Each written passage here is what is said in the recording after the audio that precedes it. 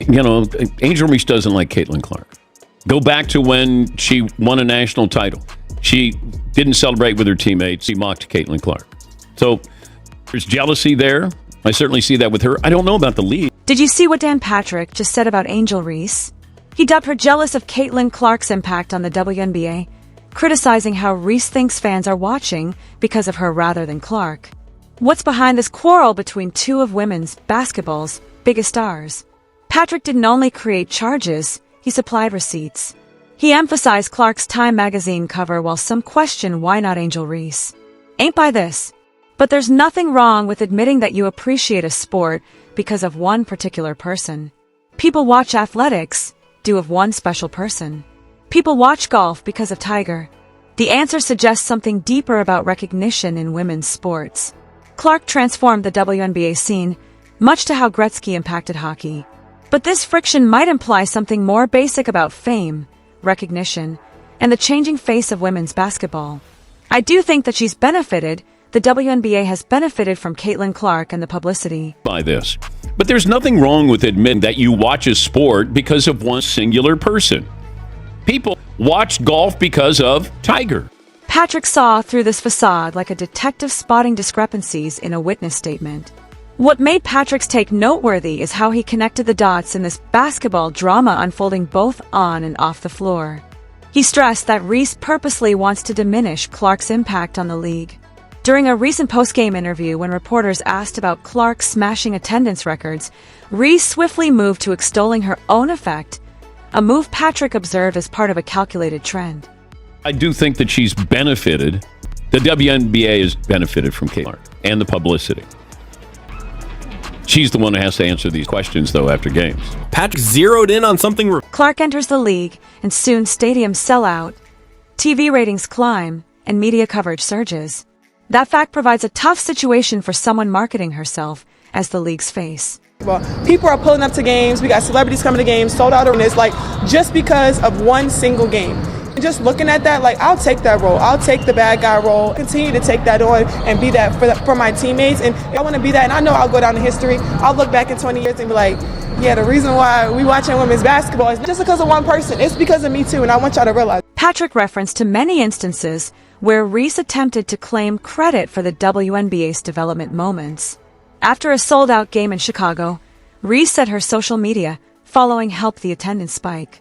Despite data showing ticket sales soared substantially after Clark's draft announcement, each move in this competition resembles a chess match where Reese contests Clark's organic popularity with planned positioning. Now, you can't factor in that when Clark and Angel Reese don't have a good relationship, and Angel Reese has mocked Caitlin Clark, has roughed up Caitlin Clark a couple of times. While Clark allows her basketball skills speak for itself, Reese generates controversies to retain relevance. She's playing the social media game all the way to the bank, according to Patrick, aware that maintaining this competition enhances her brand. Business decision, establishing contrast with Clark's image while putting both athletes in the forefront. This technique shows something deeper. Reese believes that Clark's instinctive ability to draw viewers with outstanding basketball is uncommon. But I think Angel Reese is jealous of Caitlin Clark.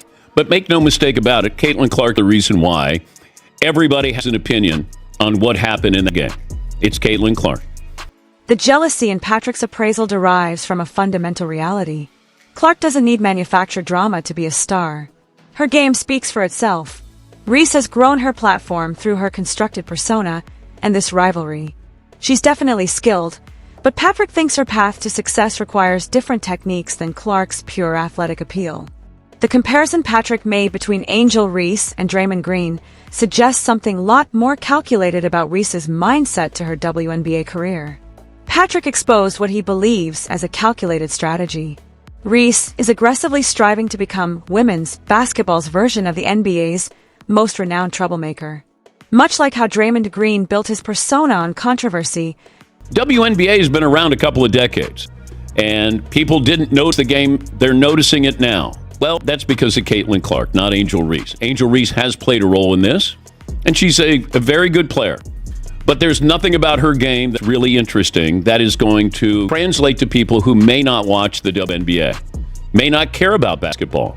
She is a social media star. and she has capitalized on that. Reese appears to emulate same strategy on the hardwood. This technique relies on brand promotion through controversy rather than playing style.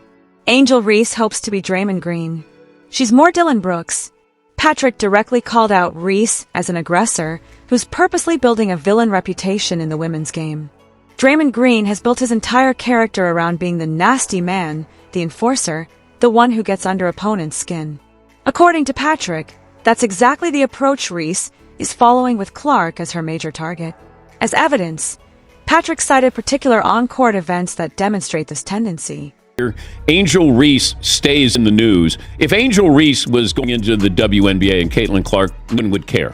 She'd be like, oh, okay, that woman's really good on the offensive boards. I mean, that's really what she... He pointed to the play when Reese appears to strike Clark in the head during what was supposedly a block attempt. As he narrated it, Reese was trying to deflect the shot and ends up hitting Caitlin Clark in the head or going across her face. In Patrick's view, this fits a pattern of physical intimidation measures directed directly at Clark. Patrick portrays these acts as planned gestures meant to stir feelings and make headlines. Similar to how Green has mastered the art of physical play that borders on exceeding the line, Reese applies the same script to her encounters with Clark, aiming for maximum attention with minimum consequences. The strategic element becomes evident in Patrick's analysis of why Reese adopts this strategy. This villain stance signifies a career calculation. Green's combative attitude has made him more marketable than many players with similar or better numbers. But I think Angel Reese is jealous of Caitlin Clark. She thinks she's the reason why this is all happening here. Caitlin Clark was going to get eyeballs whether she played against Angel Reese in LSU or not, because we had not seen anything like this before. His predisposition to be the heel has benefited his career considerably, earning endorsements and media possibilities. Reese recognizes this same possibility by presenting herself as the opponent to Clark's protagonist. She earns herself a slot in every debate about women's basketball's rising star. Caitlin got all of this exposure. She's getting endorsements because she's unique. It's like Steph Curry's unique, Tiger Woods' unique. Not everybody gets it just because, hey, I put in 10 years in the WNBA or the PGA Tour or the NBA. It doesn't work that way. It's supply and demand. They want to buy your shoes, or do they want to play your basketball? Do they want to play with the Wilson? I mean, that's what this is. It's a market positioning strategy in a league where attention translates straight to potential. Upcoming star. It's a market positioning technique in a league where attention translates directly. Green's technical fouls and suspensions occasionally overpower conversations about his defensive ability. Similarly, Reese's aggressive manner may deflect emphasis from her amazing rebounding skills and scoring ability. Patrick characterizes the power situation clearly. Reese purposefully attempts to be the wicked guy to Clark's lovely man because controversy sells. She leverages the Clark competition to improve her exposure and marketability, banking on the great attention Clark brings. Angel Reese always comes off as the victim. Angel Reese wants to be Draymond Green. She's Dylan Brooks. Like, she's trying to be an instigator. She was out of her way to criticize Caitlin Clark. If you factor all of this in, that's when people have opinions that aren't basketball. And if these deliberate tactics were not enough, the following piece of evidence left no place for doubt. The smoking gun in Patrick's argument arrived when Time magazine featured Caitlin Clark on its cover.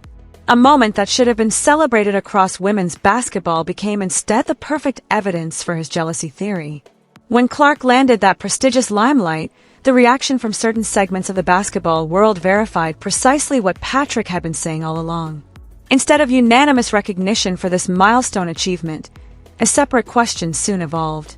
Where's Angel Reese? This reply became Patrick's watershed evidence. The Time cover symbolized popular culture understanding of Clark's transformational effect on women's basketball. Yet rather than appreciate this achievement, Patrick pointed out how quickly the focus moved to who wasn't included instead of celebrating who was. The timing and quality of these reactions struck him as suggesting something deeper than just fighting for equal recognition. So I don't know who this individual is, but felt like if you're going celebrate. Patrick especially drew in on how the Mystics owner initially questioned Reese's absence from the cover. So she's sort of embraced a Draymond Green role here. But the eyeballs on the WNBA really have to do with Kate. This indicated a pattern of activity that agreed with his theory, like a defining headline in history that discloses the underlying tale beneath. Why at the moment of Clark's highest renown would the initial response be to worry why Reese wasn't sharing the spotlight? Patrick saw this as clear evidence of his assertion. Some cannot allow Clark to have her moment without trying to divide the attention. And she understands social media. She's done quite well. She is cashed in, literally cashed in. But her attention, her notoriety is based off. What really fired Patrick up was the timing. The minute Clark earned this historic acknowledgement, the narrative switched to what he perceives as attempts to diminish her singular significance. According to Patrick, this confirms his argument about the underlying jealousy, the inability to let Clark's achievements stand on their own value. Or Cynthia Cooper, like it's a win. We got oh God. The Time cover discussion allowed Patrick the opportunity to introduce a strong analogy. He equated Clark's effect on women's basketball to Wayne Gretzky's impact on hockey. Just as Gretzky raised the whole NHL's notoriety and appeal, Patrick thinks Clark is doing the same for the WNBA, offering chances for everyone in the league. The rising tide lifts all boats. However, Patrick says some aren't willing to recognize that Clark is creating that tide. Angel Reese always comes off as the victim. And she's leaning in, the bad guy. Here she's post-game. For inside, I think we were playing really hard. I think we went up really strong a lot of times and we didn't get a lot of calls. And going back and looking at the film, I've seen a lot of calls that weren't made. I guess some people got a special.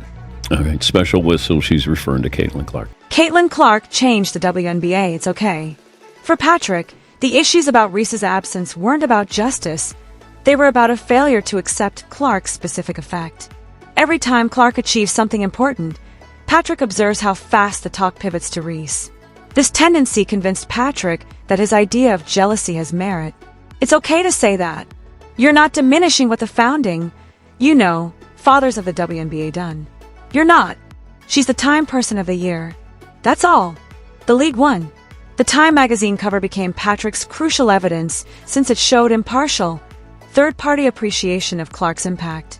It was one of America's most renowned periodicals acknowledging her cultural significance.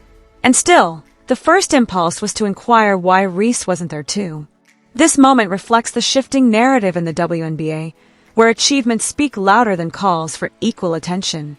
So I don't know who this person is, but felt like if you're going to celebrate the WNBA, why not celebrate it with everybody in the WNBA, some of the bigger stars, and Caitlin Clark. But if you're Time's Person of the Year, it's not the Peep of the Year, it was a Person of the Year. But every time we believe there's a gain, there's somebody who brings something fresh up. And it's unfortunate. It's like when Tiger joined the PGA Tour. Did we say, oh, Times, Boy of the Year? Well, you can't have Tiger on there. We have to have everybody on there. So there you have it. Dan Patrick has plainly exposed what we've all been thinking. The fundamental story behind the WNBA's audience surge. Patrick often praises Caitlin Clark for the improvement in WNBA viewership, noting that the league's improved popularity is entirely due to her presence. It's Clark who's bringing in the fans, selling out venues, and changing the game forever. The evidence speaks for itself. While some believe several players deserve equal credit, right now, it is time for that to happen. So last night, we read Time magazine where Caitlin Clark was named Athlete of the Year. Why couldn't they have put the whole WNBA on that cover and said, the WNBA is the League of the Year because of all the talent that we have? Because when you just keep singling out one player, it creates hard feelings. And so now starting to hear stories of racism. Patrick openly discloses this WNBA revolution has one spark, Caitlin Clark. What do you think? Do the numbers speak for themselves? Or is there more to this transformative story? Or is there more to this revolutionary story in women's basketball?